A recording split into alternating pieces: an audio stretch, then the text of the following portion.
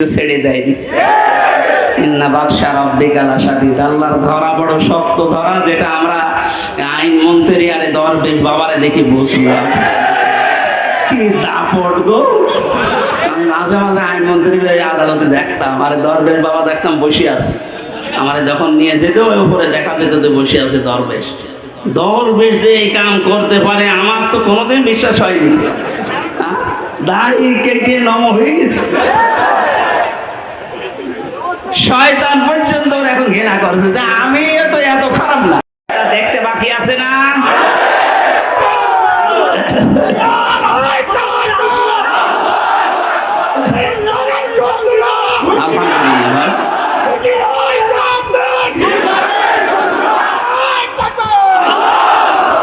এইটা দেখতে যখন বাকি আছে, আমি মুসাফির মানুষ, মাজলুম মানুষ এবং অসুস্থ মানুষ, আর তিনটা দোয়া কবুল হওয়ার কথা হাদিসে আছে যে মজলুমের দোয়া কবুল হয়, মুসাফিরের দোয়া কবুল হয়, অসুস্থ মানুষের দোয়া কবুল হয়। সবাইকে নিয়ে মাগরিবের আগে আমি দোয়া করবো ইনশাআল্লাহ। সূরা নসরের তাফসীরটা করার পর আল্লাহ যেন চর্ম চোখে অন্তত এইটা দেখে যাওয়ার তৌফিক দেয় যে আমাদের এই দেশটা কোরআন দিয়ে চলছে। কি যে শান্তি পাবে প্রত্যেক ধর্মের মানুষেরা, আমি বলে বোঝাতে পারবো না, আপনি পাবেন ইনশাআল্লাহ। আমাদের আমান হাকামা বিহি আদালা, যেহেতু নবীজি জানিয়েছেন কোরআন দিয়ে বিচার ফায়সালা করলে ন্যায় বিচার পাওয়া যায়। ন্যায় বিচার কি শুধু নাম শুনে ন্যায় বিচার পেয়েছি 17 বছর আমরা। আমার ঠুনকো মূল্য চুরি মামলা দিয়েছিল, আমার মামলা খুব কঠিন না, মূল্য চুরি করলে যা হয় ওই রকম একটা। সেই মামলা আমার 30-32 বার হাইকোর্টে ওঠে, সিএম কোর্ট, জজ কোর্ট, হাইকোর্ট, তিনবার হিসাব করে দেখেন 30 থেকে 33 বার উঠেছে, না হবে না। আর এদিকে প্রতিদিন আপনি টিভির সামনে বসে বলি ছড়ান যে আপনার ন্যায় বিচার কায়েম করছে। এই ন্যায় বিচার এটা নমুনা, যা করেছেন বিচার ব্যবস্থায় যাদেরকে বসিয়েছেন প্রত্যেকটা অবিচার করেছে। আর আমার 164 যে ম্যাজিস্ট্রেট নিয়েছিল ওই শয়তানকে আমি জেলখানে যাওয়ার 3 মাস পরে দেখি ও ভেতরে ঘুরে বেড়াচ্ছে।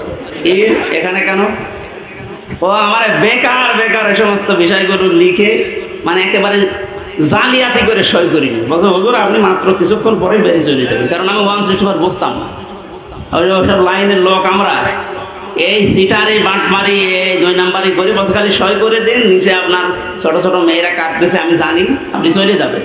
ওর উপর বিশ্বাস করে আমি সই করি, নিচে আসলাম, দেখা সাক্ষাৎ করে আমার জেলে পাঠিয়ে দিলে আনন্দে আছে যে কয়েকদিন মাত্র বের হয়ে যাবে। ও আল্লাহ শুনছো এটা 164, আমি যা বলতে চাইনি ওই শয়তান সব লিখে খালি আমার সইটা বসিয়ে দিয়েছে।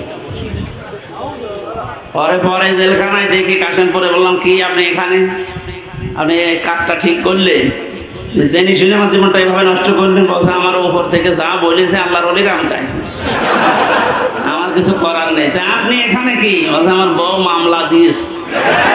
বউ? আমিও মামলা দেবো তোর নামে। এখানে আল্লাহ ছাড় দিয়েছিল কিন্তু ছেড়ে দেয়নি। ইন্না বাদশা রাব্বিকা লাশাদীদ, আল্লাহর ধরা বড় শক্ত ধরা, যেটা আমরা আইন মন্ত্রী আরে দরবেশ বাবারে দেখি বুঝলাম কি দাপট গো। আমি মাঝে মাঝে আইন মন্ত্রী আদালতে দেখতাম, আরে দরবেশ বাবা দেখতাম বসে আছে, আমারে যখন নিয়ে যেত ওই উপরে দেখা যেত যে বসে আছে দরবেশ। দরবেশ যে এই কাম করতে পারে আমার তো কোনোদিন বিশ্বাস হয়নি। দাড়ি কেটে নম হয়ে গেছে, শয়তান পর্যন্ত এখন ঘৃণা করছে যে আমি তো এত খারাপ না। বেকার জানা আপনাদের এই দাড়ি রাখা সুন্নতকে নিয়ে হেয়ালিপনা করা, এই আর কি ঠাট্টা বিদ্রুপ করা। আপনি সুন্নত পর্যন্ত কেটে বাদ দিয়ে দিলেন, কিয়ামতে আল্লাহর নবীও আপনাকে বাদ দিয়ে চলে যাবে।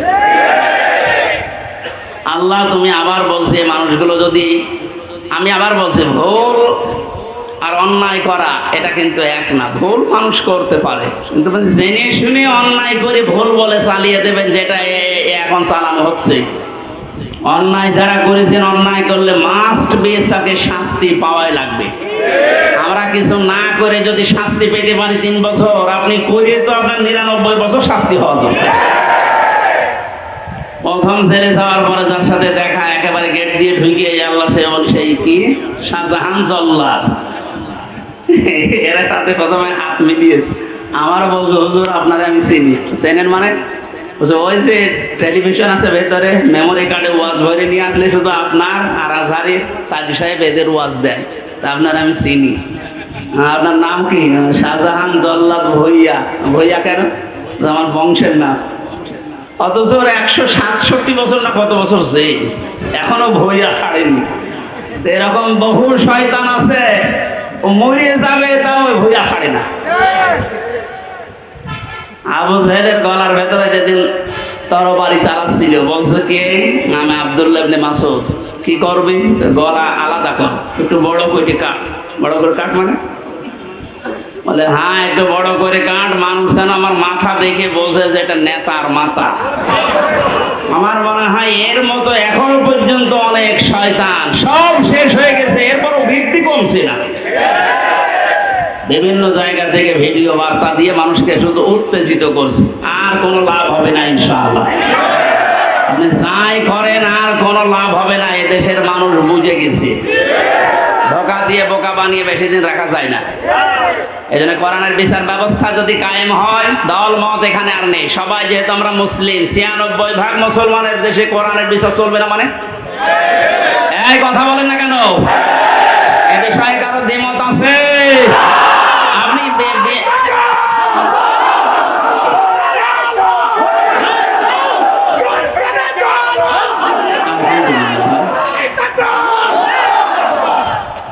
আমার আমিলা বিহি উজিরা, যারা কোরআন দিয়ে আমল করবে কিয়ামতে আল্লাহ নিজে তাদেরকে পুরস্কার দান করবে।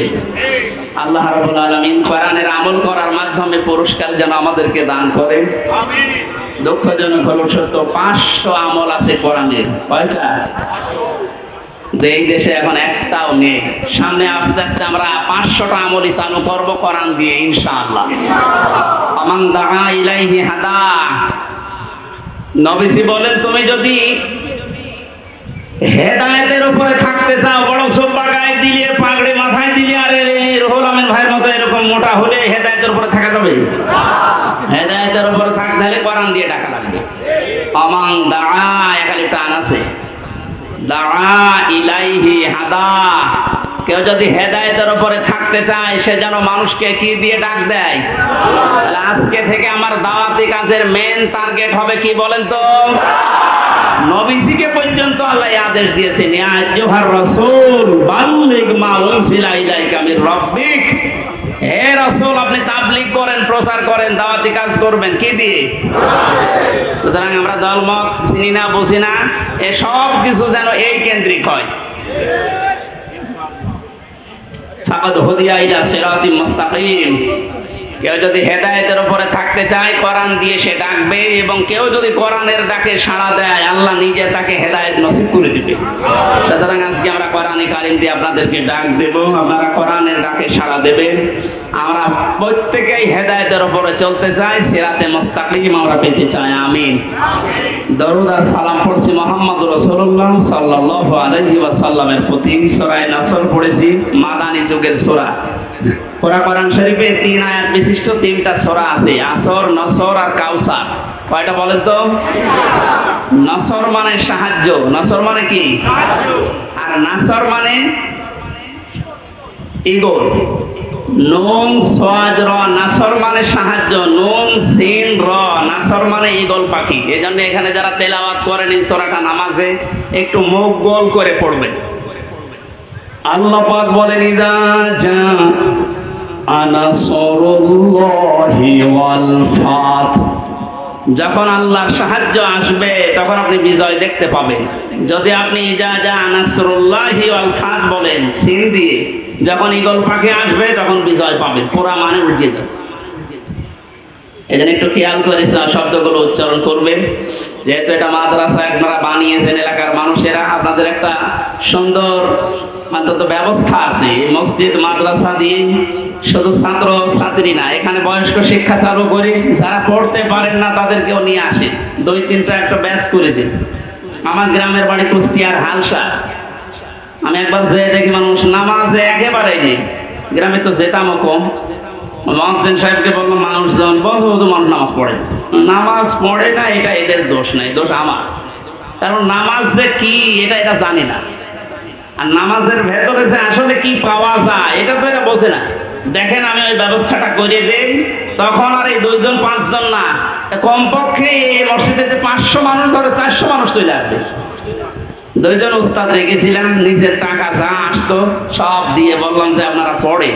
মাগরিবের পর থেকে বাবার বয়সী লোক যারা কাজ কাম নেই, সারাদিন মাঠে ঘাটে কাটে, বললাম পড়েন, কিচ্ছু দেওয়া লাগবে না, সব খরচ আমার, আপনার শুধু কোরআনটা শেখে। ওলা 2-3 মাস যাবার পরে দেখি মসজিদের চেহারা পাল্টিয়ে গেছে। কিন্তু মাঝখান থেকে তো আমার জীবনে একটা কালো মেঘ নেমে আসলো, ওই গেলাম, ধরে নিয়ে গেল। 3 বছর এই যে বন্ধ হয়ে আছে, এখনো চালু করতে পারি নাই, আবার সামনে করবো ইনশাল্লাহ। আমি দেখেছিলাম মাত্র 2-2.5 মাসের ব্যবধানে কত মানুষ এই যে নামাজে, তখন তাদেরকে পিটিয়েও আপনি দূর করতে পারবেন না। সুতরাং এখানে মাদ্রাসা মসজিদ বানিয়েছে বয়স্কদের জন্য, মাগরিব থেকে এশা থেকে আরো রাত 9টা-10টা পর্যন্ত কোরআন কেন্দ্রিক আসে সবাই, দলমত নির্বিশেষে। তখন আপনাকে কোরআনে কারীম নিজেই হেদায়েত দিয়ে পথ দেখিয়ে দেবে।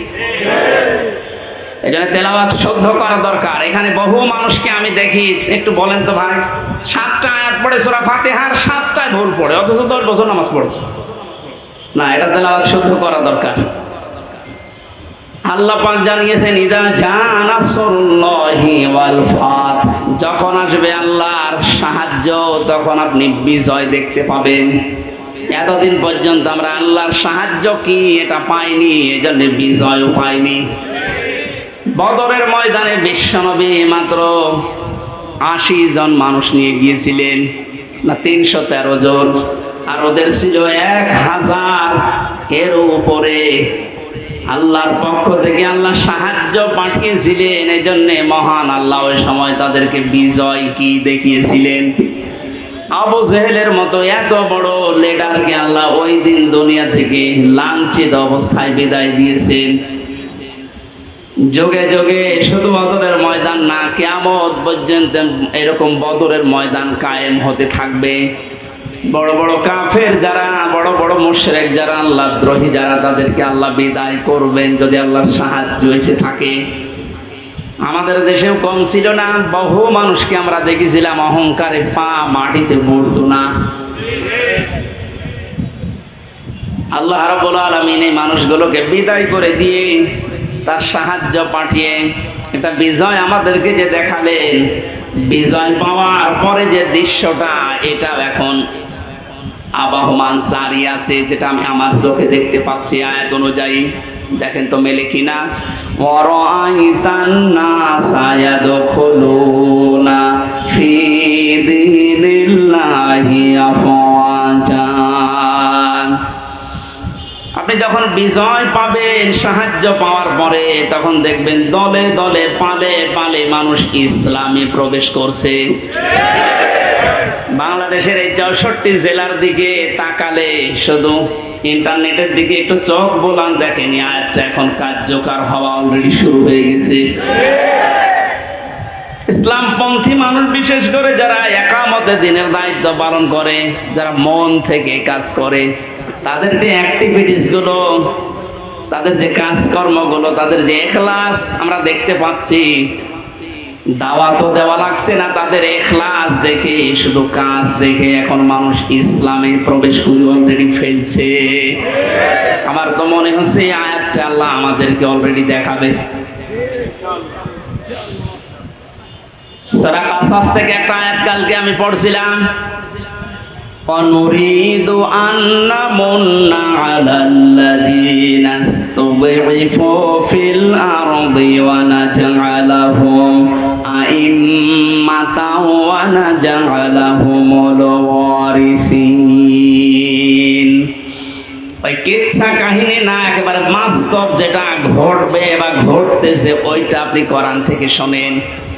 আল্লাহ পাক বলেন, ওই জামানায় হযরতে মুসা আলাইহিস সালামের যে দলটা ছিল, তিনি যে দলের লিডার ছিলেন, ফেরাউন বহু দলে বিভক্ত করে মানুষদেরকে দুর্বল করে রেখেছিল।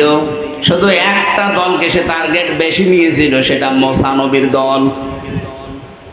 আমার আল্লাহ নিজের পক্ষ থেকে জানালেন, আমি আল্লাহ কিন্তু ইচ্ছা আলাদা করেছিলাম। আমার আল্লাহর ইচ্ছা ছিল এইটা, যে দুনিয়ার ময়দানে আমি মুসা নবীকে এই জামানায় এই জাতির নেতৃত্বে বসাবো এবং জমিনের ওয়ারিশ উত্তরাধিকারী তাদেরকে বানিয়ে দেব। আমি তাই করেছিলাম।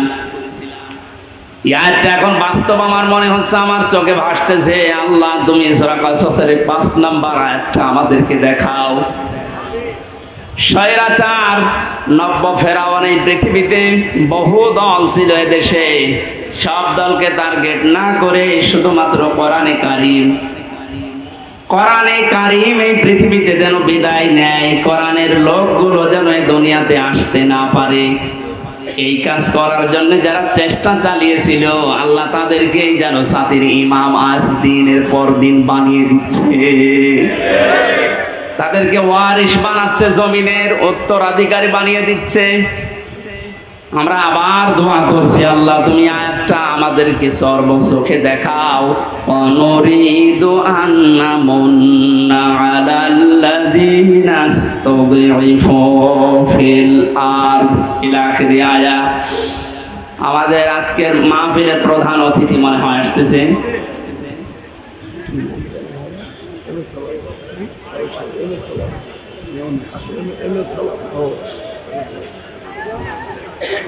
আজকের মাহফিলের প্রধান অতিথি সাবেক সংসদ সদস্য,